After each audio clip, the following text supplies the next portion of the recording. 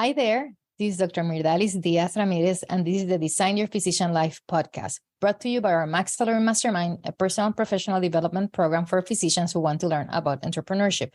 Today, we have an awesome guest. Her name is Dr. Lydia Essary, and we're going to be talking about reaching financial wellness through real estate passive income. Are you ready? Let's go. Welcome to the Design Your Physician Life podcast, where you will get excited about being a physician, learn the tools that can help boost your success, and great tips from successful doctors. Join us to unlock the keys to an amazing physician life. And now, here's your host, Dr. Myrdalis Diaz-Ramirez. Hey guys, I'm extremely excited today. We're chatting today with Dr. Lydia Essary. She's a dermatopathologist in Dallas, Texas, and she loves the arts. She's been trained as a pianist. She enjoys jazz. She's actually a Argentine tango dancer and performance instructor. And most recently, she has also been successful in commercial real estate investments. So thank you for being here. Welcome. Thanks to you. I'm really excited to be here with you. So I'm excited because I think, we were talking earlier, and your story is a story of many that we really haven't discussed here. You've immigrated from Peru, and Peru is like the land of potatoes. They say, people talk about Idaho and Ireland with potatoes, but there's so many varieties of potatoes in Peru. And but it's from that very interesting country, you emigrated here to the U.S. and it's been a particular story in your case, as you say, of difficulties in different areas that we don't necessarily think about. So tell us about your story about how you ended up here in Dallas, Texas. Well, I completed my MD in Peru, and I always knew, for many years, that I wanted to do my postgraduate studies abroad. You asked me why. I'm always curious of traveling, meeting other people, and I had that purpose. I said I would like to try. I didn't have the support of my family, so there was a little bit of conflict there. They say, why you want to go? You have everything here. We have contests, can find you well. And one way or the other, I ended up here to give it a try. And I was looking for a research position to start because at the advice of my own colleagues, he says, nobody knows you in the United States. If you want to get accepted in a good program, you need to have some publications. So that's what I did first. I accepted a research position in St. Louis, and that went really well. And with that, I found a good position for my specialty. And here I am. Now, my first job was in Texas. That's how I ended up here in Dallas. So before becoming a physician in Peru, right, you were a pianist, and your family didn't want you to come to the U.S. either. So tell us about that decision, like from pianist, which one was your passion? Was an influence from your family? Was it your decision? How was that for you? The pianist education started when I was 10 years old. So I did my education. I was accepted at the National Conservatory of Music, which is a top music school in my country. And I auditioned, I got a scholarship. So I was doing that along with my high school and what we would call here middle school. Then I was accepted in medical school. Time came that I had to pick a real career. They don't consider being a musician, or at least my parents didn't think of that, that I was going to start traveling as a consequence. So I applied to medical school. That was on my own liking too. I went to the pre-med school and I liked it. So there was a year that I was doing piano, pre-med, and high school. So I did all that. And I was accepted to the top school, and the 2 years were not a conflict. The 2 pre-medical years, I managed to do everything. But when I had to actually move to the medical college, the medical school, then the faculty came and said, we noticed you've been missing some activities. You need to decide one way or the other. And the people in the musical school would say the same. Yeah, you need to decide one way or the other because a lot of people want to do the whole career as a musician. So this was truly the advice of my mentors and family, because I felt I was too young. I was like only 16, 17. I graduated when I was 15 from high school. So everybody would tell me, well, my niece, you're going to find a lot of more opportunities being a doctor. I had two uncles who are doctors, so I'll help you along. And it was not hard to decide, let's continue medicine. But when I felt the lack of all my environment as a musician, that's when I felt the difference. I was not seeing my friends. I was not going to the audition. I was not going to concerts. And I got really sad and frustrated. And let me tell you, that lasted several years, even into my years of medical school. If it's not because I had a great group study that kept me busy and the guys were so funny, we really had a lot of friendship, it would have been very hard to do medicine without the support of my friends, I would say. But I remember clearly, I was very sad for a while, wondering if I had done the right decision even, because I would say a little too advanced in my music to just drop it one day and say nothing happened here. But let me tell you now, today, moving forward, I have forgotten about that. I say, well, I chose well, I like my medicine. I love the music, don't think I forgot about that, but I think I'm happy with what I do as a doctor, that being a concert pianist traveling all over, probably, I don't know if I would have liked it, even though I like the traveling, but I know they have a very difficult time. Even when they have families, it's very hard. Don't you think so? I don't know. For me, it sounds that probably was not my first choice now that I move forward. It seems that you love both, love music, love all the conference, all the things around music, in terms of like the company and the excitement about all those new things, but you've been able to put that aside some. But you retook music to some extent as an Argentine tango dancer, right? Yes. Tell us about that. I would say that my interest in music reemerged again, because what I like from tango the most is the musical arrangements of the orchestras. When you dance, you need to have a good rhythm to follow. And, my father used to play this when I was a kid, a lot of music of tango, and I never paid much attention, but being here, I started tango being in Texas. I joined the workshop anyway. I was grabbed by tango, and it's interesting that until now, I pay more attention to the music than to the lyrics. Tango has a lot of lyrics, and it's very romantic situations, and people ask me, what are they saying? What are they saying? Because I'm Spanish speaking. And I say, oh my God, I don't know. Let me listen. I don't know what they're saying. Because I'm always paying attention to the music and to the steps. In this case, I feel it's my duty to keep a good balance and be a good partner for whoever asks me to dance. No? That's one of my objectives. And when I was training, I tried to tell that to people. You're not supposed to hang your body on your partner. You're supposed to keep your balance and study your steps very well. But well, anyway, the way people do their arts is very different and individual. And I say, well, as long as you have fun, go for it. But also remember, you have a partner that you have to follow, and you have to try to make him feel comfortable too. So that's a great way of thinking about it. Like that responsibility towards your dancing partner. Like many of us think, oh, let's go dancing. And it's like such, at times, a selfish thought, right? Like you're dancing, you're having fun yourself. Maybe you don't know what the consequences you have in your partner, but in your case, you're like making sure that you have good steps for that person. That's awesome. I think in tango it's important because if you notice, tango has two styles: the close embrace, that's where you need to have a lot of balance, and the open embrace, but you still need the balance because tango is it's a two people dance. It's not like salsa that you are loose and you can move around and ornament. It doesn't affect you too much there. But in tango, it's very important that you keep your balance and your access, and that you respect the line of dance, because you cannot be deciding to, I'm going to do a step to the back and you might hurt somebody. No, you need to follow the line of dance when you are dancing socially. And that's something I always like to tell to my students when I had students, because I see some people don't care. I saw my students sometimes backing off and hurting somebody.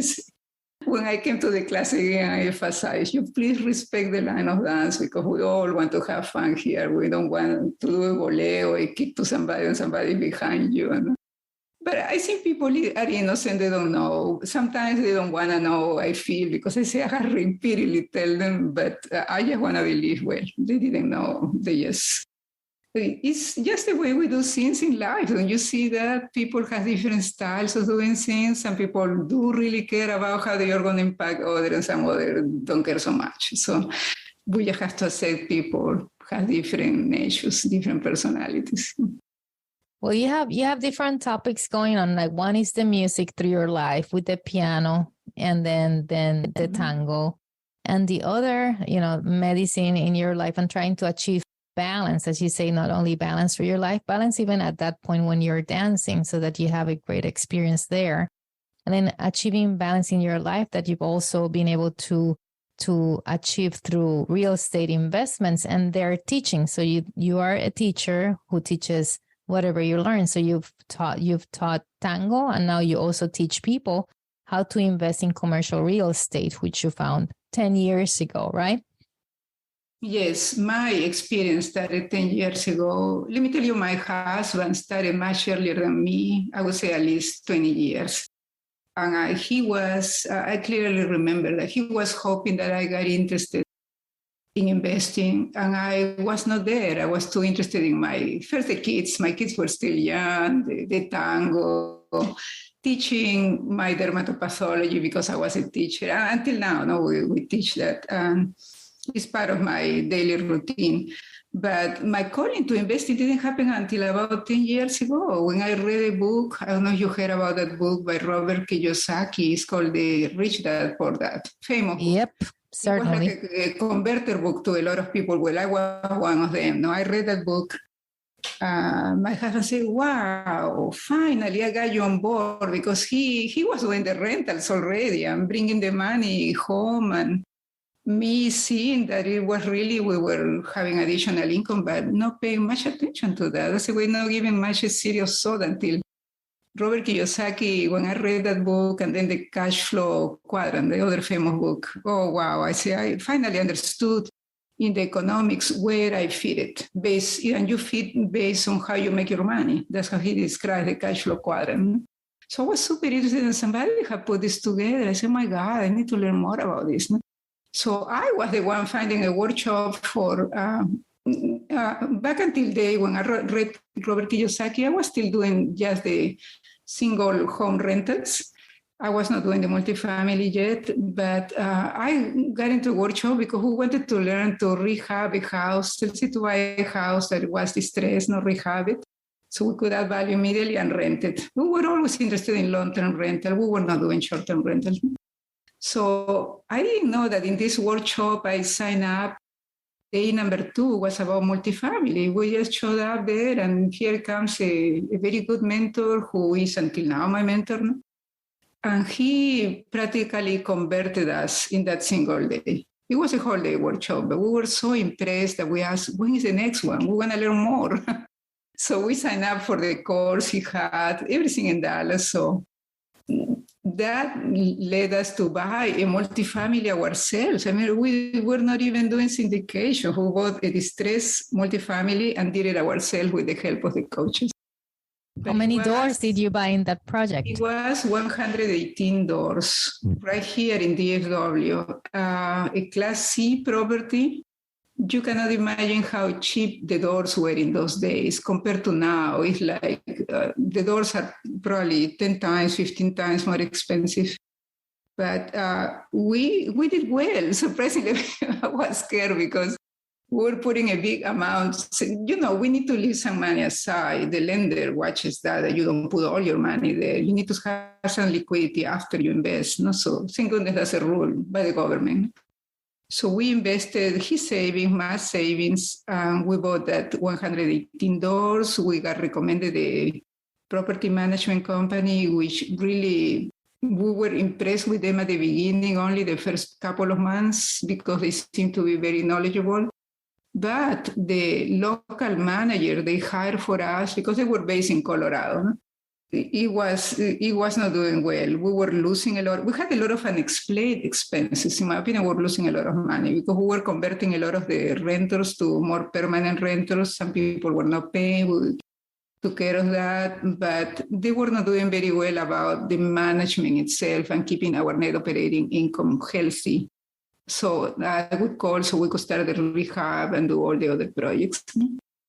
But this journey as being solo owners lasted 3 years until a buyer came by and they made us a good offer that we were not expecting to get that good offer. And we were about to enter the time that we had to individually wire the units so they could have individual ACs instead of just a chiller. We were using a couple of chillers in the property. And I told Frank, my husband, hey, this may be a good opportunity. I say, I know we can get a good pricing on this house, but it's like the economy needs to change a little more. No, the price, he was already making us a good offer. So it probably didn't take us too much thought and say, well, let's just sell it. No, it's 3 years and we made money on top of that. Even though we didn't complete all our business plan, we made some money. It was a good experience. Then I remember my job situation changed. I started traveling a little. So we took like a break from multifamily. We just kept the single families. When I resumed, and that was in 2018, we found again our mentor, the guy who had started us in this. He had his own company now because he was working for somebody else before, not for this other company. So we decided to join him, and this time he had a more structured schooling. I would say we started learning more about syndications instead of just buying joint venture or solo owner. And we got very attracted to that. No? First I wanted to do more like a passive, like a limited partner to see how this works, because syndication involves a lot of people, and you need to understand how is the structure of ownership, who puts the money, how much you're going to get. All that is much more complex than when you buy something solo. No? So we did several of those. And also we wanted to meet good GPs for us, because to do a syndication, you need to have a team of general partners. And you really guys need to be aligned in goals, in style of work. You guys need to think the same way. And if you want to join somebody with more experience, which happens sometimes, this person has to have a good track record, in my opinion. You know, how much has he been able to pay back to the investors? Is it one full cycle? I mean, I have learned a lot, no, in the meantime. So that when you first join a group about syndication, you don't know anything. You don't even know who to ask. So that's what I think is probably safe, just to invest as a passive, like we did.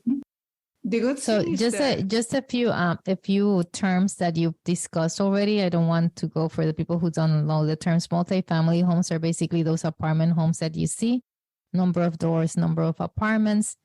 Limited partner is a partner who's putting the money, not necessarily the effort to make the job work, the project work, but they will get returns on that investment that they are putting.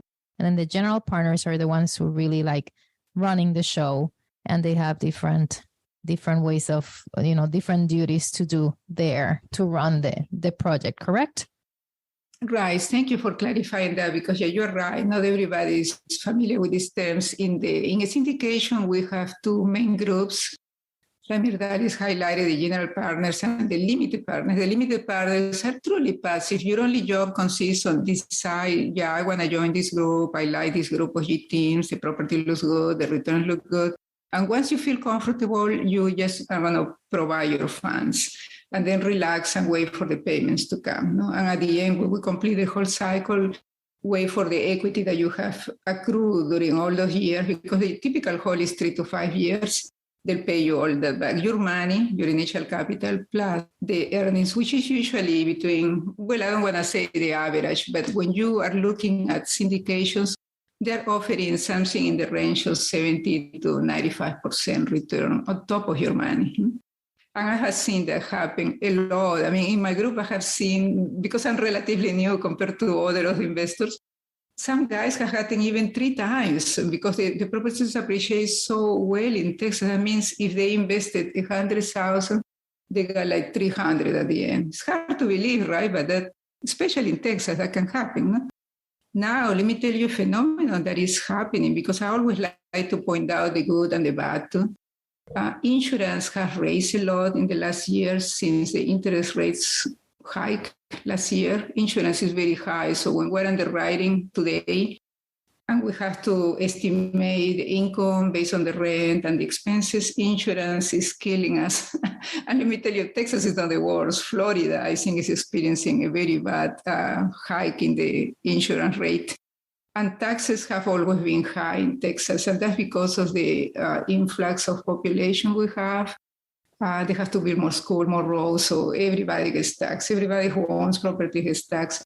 But at the same time, for us, it's good because we have a lot of people in the property we have a wait list. I mean, people need a place to live. So it's good that people are moving. But I always recommend to people when you are underwriting, make sure you pick a good market where people are moving and the household income is a decent income, meaning that they can afford the raise in the rents, because that's how you make your money.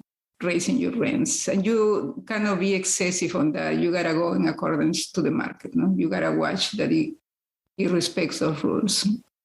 So a couple of things that you've mentioned for people who are looking into syndication. Basically, the syndication is when you have this group of people because the properties are going to be bigger, and then you have a group of people who together will be able to afford the price, and they will benefit from this. That's the thought behind the syndication. So when you're doing your due diligence, what sort of questions do you want to ask specifically, like to choose the group? Like you said, a general partner, you say, you know what, I knew these people, that they're going to be responsive, and understanding that whatever they've done in the past doesn't necessarily mean that you're going to have the same results in the future, especially, because as you say, there's so many things that you cannot control, the increase in taxes, the increase in insurance fees and all this stuff. Which like opening questions would you tell to somebody to ask when they're trying to establish a relationship with a general partner? Right. You need to schedule a call. If you don't know your general partner really well, schedule a call with them. They are always open to that, to answer all the particulars about the particular property. Like you can ask, when you forecasted these returns for the first 5 years, see if you are happy with the charts they show you, or that's your opportunity to ask questions. But you also need to ask who is the main lead, because you have a group of general partners, but there's usually one or two who are the lead sponsors. What kind of experience do they have? Have they gone full cycle in some of their properties? Full cycle, when they completed the cycle and sold the property. What kind of returns they offer to their investors? They'll give you the numbers. They say, well, we did this one, and you invested 100, you made 70%. I mean, they can even give you addresses or references. If you want, can you provide a reference? No? But another thing I would ask is, how do you communicate with investors? What kind of updates do you provide to the limited partners? The limited partners are the passive investors. No? Are they monthly newsletters? Do you provide updated financials every month? The answer is probably going to be yes. I haven't seen a group that doesn't do that. But what I have seen a difference is the body of the newsletter. Some guys are better than others. Their style, no? How they craft everything. It doesn't have to be a long letter, but I like to start by giving the good updates. We finished the rehab of 10 more units, and we're going to do the water conservation next month. And giving an update that the business plan, usually the business plan is scheduled for the first 2 years, because after that, we want to focus on increasing the rent and getting what we call retenanting, get better tenants for the property. But you can ask anything you want, but I would ask what kind of returns they were able to give to them, and how do they communicate, because transparency is very important. If you don't feel good with your GP, if you don't get a good feeling, I would not invest with that group. And if I know other people who have invested with them, like you could ask for a reference, no? I probably would not feel so, even if the property looks good, because the property itself counts. And number two, for me, the three main factors are the property itself, where it's located.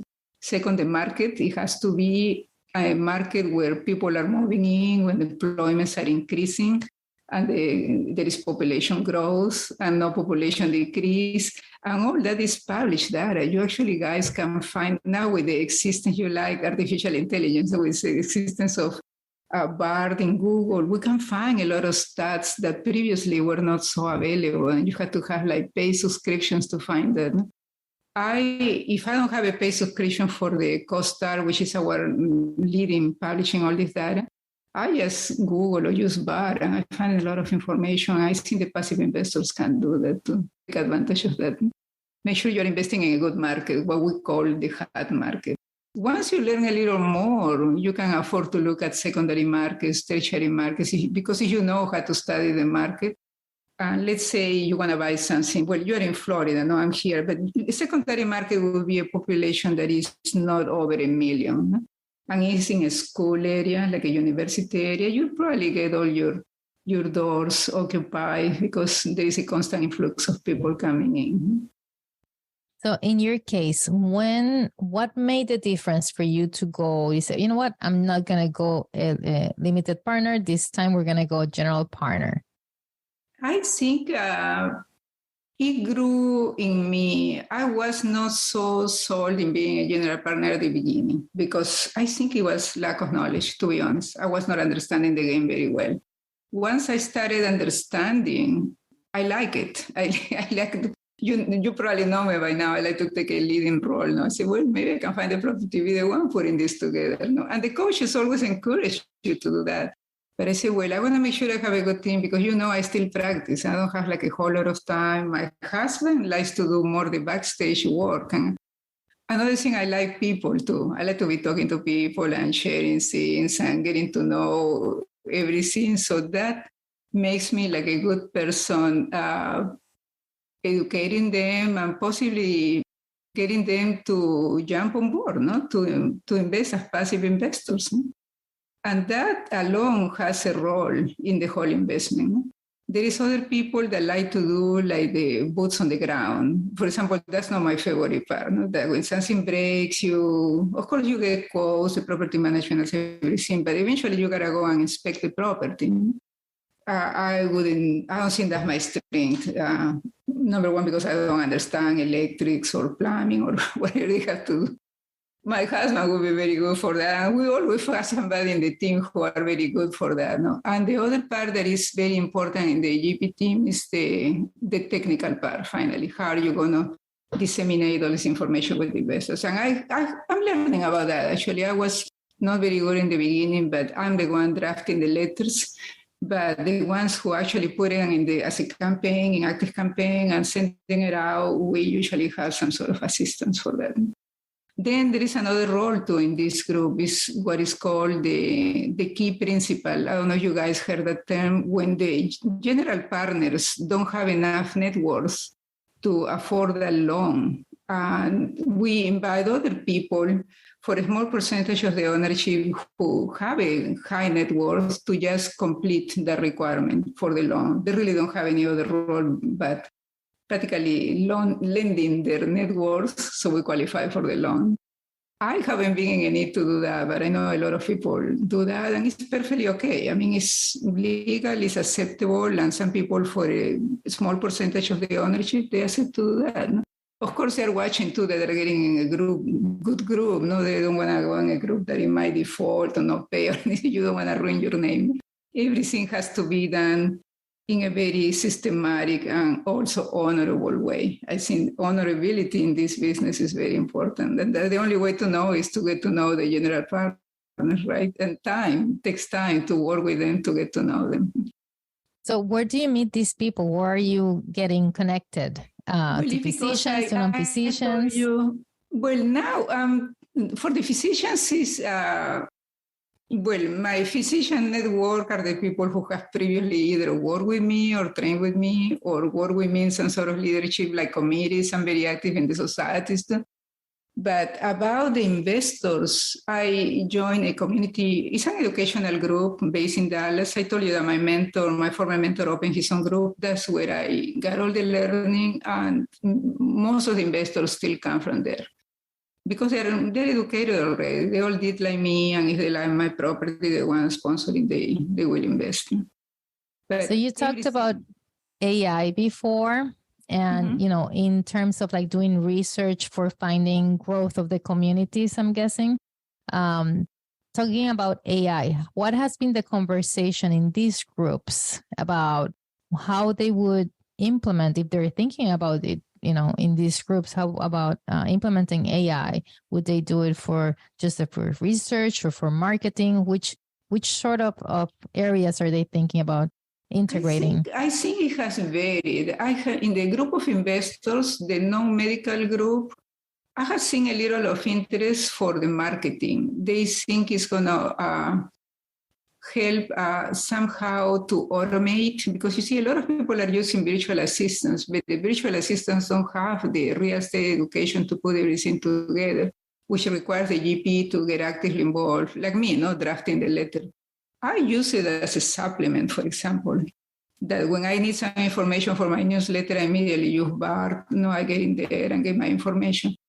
But I haven't seen people fully implementing, meaning just letting the AI completely do the job. I mean, I could be wrong about that, but I think they're using it mainly as a supplement, as an assistant for marketing. I would say maybe I heard somebody saying that they're using it to identify properties that could be under market. I mean, like they are not appreciated well enough because, all the most updated data comes from artificial intelligence, and what we have sometimes on the internet is not necessarily correct. So you may be doing an underappreciation of that particular property. So that would be another field, that doesn't mean marketing. That would mean analyzing the property itself. So I think there is a lot of room to use artificial intelligence, but we're not fully implemented in that. So right now you're teaching people about this investment. But before we go to that part, can you tell me what has investing in real estate done for you and your relationship with medicine? That's a very good question, because all I have learned to do, I can say I'm probably more disciplined about my time, because when I realized that investing was taking me a minimum of 2-3 hours a day, and I finished my job around 4, let's say. So I still have a lot of energy yesterday. I don't live far from work. I notice I'm very disciplined. Like I have learned to make segments in my time, like from 8:30 to 4 is my clinical time. I seldom do an exception for something urgent that may have to be done. But my general rule is not that. And after that, I kind of devote that time to investing. What else has it done other than generating some passive income? I would say it has also taught me the concept of having good habits. That's another concept I didn't have. That when you are using your discipline with time management. But I learned something from somebody else. I had a good habit about this. For example, in relation to the investors, I immediately try to learn that somehow adapt it to my own system and take action. That's the other thing, that you're not going to make any progress if you don't take action. And for that, I try to create a timeline. For example, if I say, for this quarter, I'm going to have at least 3 properties analyzed and at least a couple of offers made. That's like my goal. And I do that for every quarter. If you don't take action, you're not going anywhere, and you'll be surprised when you do the offers. And sometimes the offer could come in a different way. And another investor knows that you're looking for a deal, and they come and approach you. They know you're putting offers out, and they come and approach you. Your offer comes in another way. You may not get the offer because it's very competitive to get a property. You need to get in this multifamily system to understand why it's very competitive. It is really, you need to have a lot of contact with the brokers, the sellers. But when you have a good team, you are going to get the property. But if you don't get it, let's say you end up number 2, another one that heard that you were doing, come with another offer to you. Hey, I was going to do that property. How about we do this? So we team up and we get a property for the next one done. So I think if you learn to establish goals, it's something I never did in medicine. In medicine, everything was like set. I mean, I just was doing my lectures, same thing every year, teaching residents, teaching that. But it's about the goals because the market is different. It's probably something new I learned just being in the multifamily ambience, because that's the way it works. Have you seen yourself show up in a different way when you're doing medicine in terms of your mood, the way that you present to others? Are you like happier or just behaving different in any other way just because of your relationship with real estate investment in your life? Yes, I think that's a very good point too. I noticed that I try to put more personal touches in my presentations. Even when I'm teaching dermatopathology, I try to put the practicality, how you are going to use it for you, to be happy, to use it for yourself. I try to train the trainees that something that I was not doing before. I was just strictly talking about the criteria to diagnose, to do medicine. I think I'm a more thought of person probably when I'm teaching. Did you experience that in medicine? They kind of try to teach you to be very technical, just point number 1, 2, 3, very, medicine, nothing personal. And I don't think the trainees, well, they enjoy that, they accepted that as part of the system, but they enjoy that more casual, the way to put it. I start just talking, asking them how did they do, tell me a little bit about them, where they plan to go. They like that casual situation, and they like that I end up presentation that way too. And that's why they end up at my door to asking me if they can come in after nowhere. And I think it's because I enjoy people. I say, yeah, anytime. No, if you check with me, make sure I'm here. No, I want you to make the trip, and I'm not here. No, text me. You're right. It has taught me a different way, because when you deal in investing, you really have people with different backgrounds. And I think I guess I'm just lucky. I like people, and so I just blended there. One of the things that we've seen, that's why we have our Maxillary Mastermind, which is a mastermind for physicians where we teach them entrepreneurship, is that, and that's what happened with me. Entrepreneurship can be coming in different ways, right? You can own your clinic, you can own real estate investments, you can own different types of businesses, passive, active. And having that outlet, I've seen how many physicians are less prone to burnout.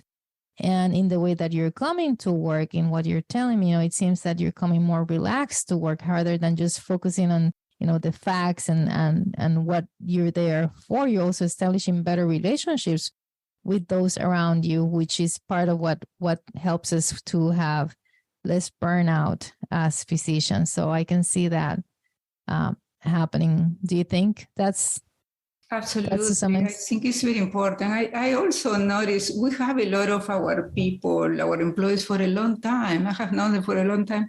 I think I spend more time with them now. I say it's not that we have more time. It's just that I'm enjoying that better. I like when they come to the office to talk to me about their personal stuff.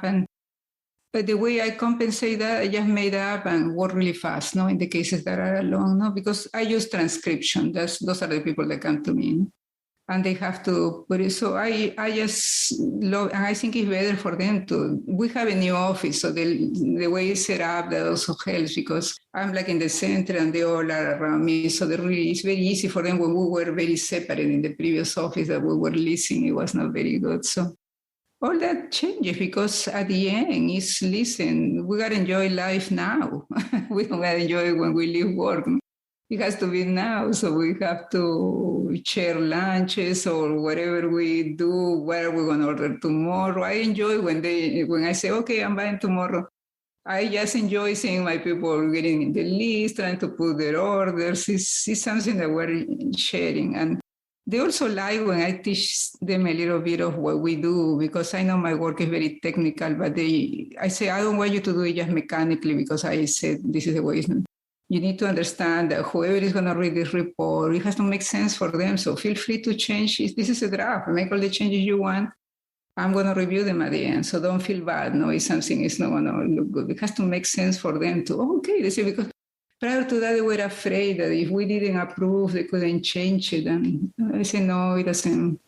Just do it. I want to do the final check and let it go. That perfection, right? As physicians, like we're so perfectionist. And then when you're now an entrepreneur, then you know that you can have this other, space for you to be able to grow without necessarily being judged by what you're going to have or have such poor results. Yeah, they think I'm going to judge him, I'm going to complain to the manager. I don't know, maybe other people do, but I think it's very important to work with your people, make them feel comfortable. It makes me feel good, because they look very relaxed and they're just happy people. So I don't feel my work is really hard. I mean, the only thing when we have a lot of cases, yeah, I got a rush, but I don't think it's hard. No, it's you just need to be very thorough and be careful, no, that everything goes in accordance for every patient.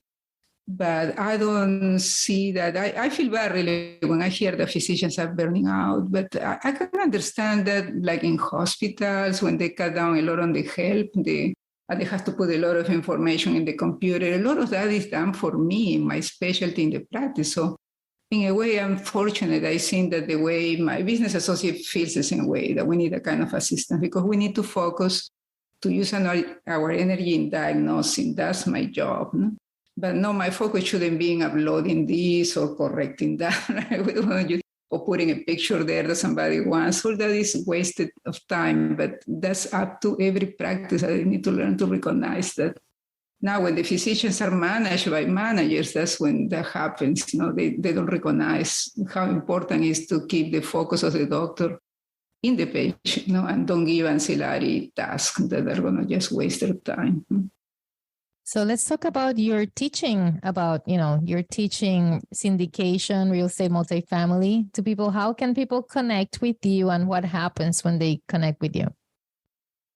Well, different ways. It's usually through a conference or a meetup or a podcast like this. No, they can just reach out to the information you provide. I recommend scheduling a time if they haven't met me before, because a lot of my colleagues really find me, They say, oh, I know Dr. Essary. Well, I say, well, schedule a time because if you're going to invest, I probably want to know what your goals are and how we can better help you know what kind of investments you want to do.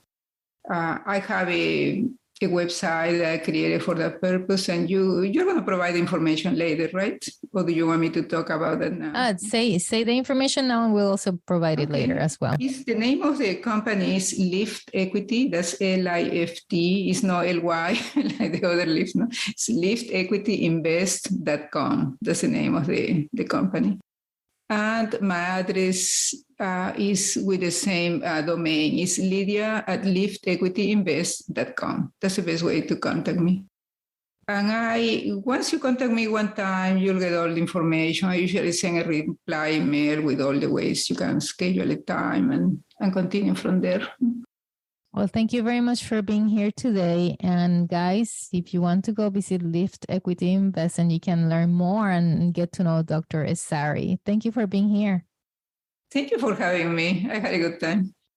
Well, guys, that was it for today. I hope that you had a lot of fun and you learned a lot from Dr. Lydia Essary. You can actually find her through her website, liftequityinvest.com, and you can reach her directly through her email, lydia@liftequityinvest.com. I hope that you learn a lot, that you sign up for our podcast. Please give us 5 stars, share with your family and friends. Don't forget to visit our website, maxsalary.com. That is MAXALLURE. I'll see you then. Thanks. Bye. Please remember that Design is not providing specific financial, medical, or career advice. Our only intent is to stimulate your appetite for growth by sharing our experience and those of our speakers, coaches, and guests. Your personal growth and success will be unique to your circumstances and your hard work. We sincerely hope you enjoyed the show and look forward to seeing you next week.